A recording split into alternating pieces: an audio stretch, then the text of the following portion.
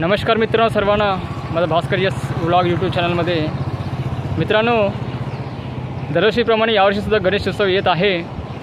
विचार केला तर उद्याचाच गणेशोत्सव आहे.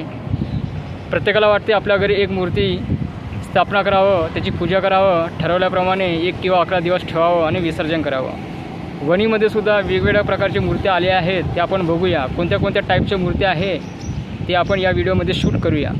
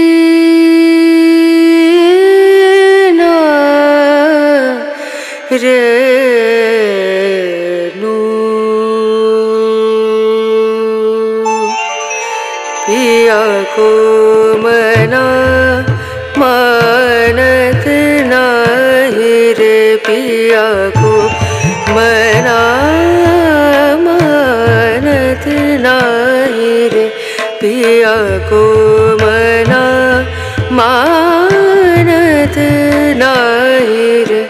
बेनती करते मैं तो हार गई रे, बेनती करते मैं तो हार गई रे.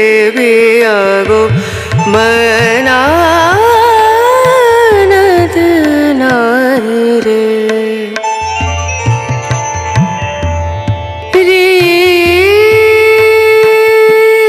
बेनती करूं पैया भरूं, बेनती करूं पैया भरूं, जाओ तो वारी वारी वारी रे. बेनती करते मैं तो हार गई रे. पिया को मनानत